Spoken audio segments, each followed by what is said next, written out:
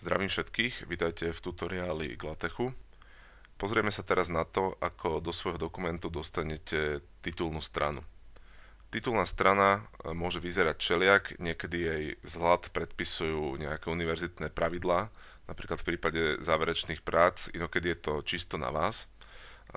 Keďže tá strana môže vyzerať všeliak, potrebujete po nej rôzne umiestňovať texty, potrebujete rôzne nastavovať ich veľkosť, tak ako vám vyhovuje. Dosť často sa tieto strany robia manuálne a využívate pri nich naozaj všemožné kombinácie základných formatovacích príkazov. Podobne som si doteraz titulné strany vždy robil aj ja. Nikdy ma nenapadlo, aj keď by som mohol ísť po nejaký hotový package. Takže vám ukážem, ako som si titulné strany robil ja a zároveň je to dobrá príležitosť na to, ako si zopakovať niektoré príkazy, ktoré sme ohľadom formátovania mali v predchádzajúcich videách, ale ukážem vám aj niektoré nové. Titulná strana sa objaví teda na začiatku dokumentu. Ja sem teraz pastnem hotový kód, ktorý si potom postupne prejdeme. OK, čiže tuto je nejaký prilepený zdrojový kód. Je to titulná strana mojej diplomovej práce. Skúsim to teraz vygenerovať. Pozrieme sa najskôr na ňu a potom si vysvetlíme, čo daný kód znamená. Takže ako vidíme, je to taká formálne vyzerajúca, no napriek tomu kúsoček zložitejšia strana, sú tu viaceré informácie, to zarovnanie toho textu je tuto dole naľavo, dovtedy je na stred, teraz nejaký text je v strede, nejaký text je hore, je tu nejaká grafika jednoduchá, teda v podobe týchto čiar. Poďme sa teda pozrieť na to, ako sme k niečomu takému dospeli, alebo ako k niečomu takému môžete dospieť aj vy. Čiže v prvom rade celá titulná strana je uzavretá v prostredí title page, begin title page, end title page. Toto prostredie zabezpečí, že tá strana bude prvá na prvom mieste a že nebude číslovaná. Poďme teraz skúsiť zhora.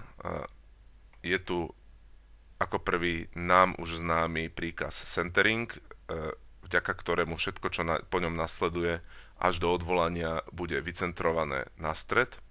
To odvolanie mimochodom prichádza nie tu, ale tu. Flush left je zase obdobný príkaz, ktorý všetko začína zarovnávať doprava. To znamená, celý tento kód je na stred, tento kód je naľavo, pardon, nie napravo, ale naľavo. Dobre, to, čo má ísť na stred, prvý riadok Slovenská technická univerzita v Bratislave, vidíme, že ho chceme boldovým fontom, že ho chceme veľkým fontom, alebo teda väčším, než je normálny.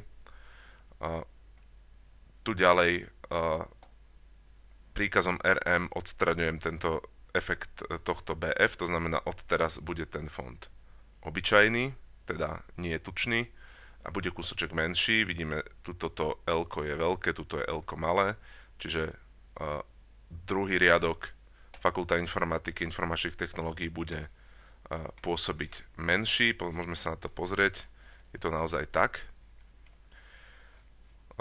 Ďalej rovnakým fontom bude aj riadok s adresou. Mimochodom, opäť pripomínam, tieto dvojité backslashe označujú nové riadky. Sú potom aj tu ďalej. Potom je tu čiara, rule, ktorá berie dva argumenty, šírku a výšku. Šírku som uviedol podľa šírky textu.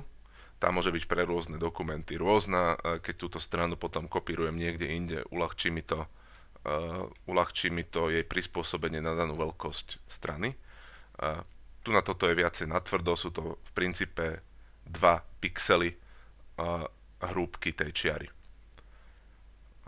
Ďalej je príkaz vspace, to je nová vec, podobne ako rule, je nová vec, ktorý hovorí, že nechaj voľné vertikálne, to je to Včko, 100 pixelov miesta. Čiže to je ten priestor medzi tou čiarou a medzi týmto textom, tento priestor.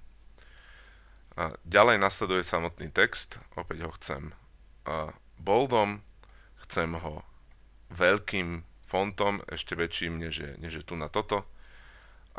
Tu je ten samotný text napísaný, zalomený riadok, potom kúsoček menším fontom je tento text diplomový projekt v zátvorke, potom mám opäť nejaký menší priestor, 20 pixelov medzi týmto textom a môjim vlastným menom. Nasleduje moje vlastné meno, v tomto prípade opäť boldom, opäť nejaká medzera, potom už spomínaný príkaz flush left, ktorý zarovnáva doprava, k tomu nejaké odstranenie toho boldu, ktorý tam bol predtým, nastavenie veľkosti fontu späť z large na normálnu veľkosť. No a potom tu máme tučným text vedúci projektu a ďalej netučným, ale možno, že väčším fontom napísané meno môjho vedúceho.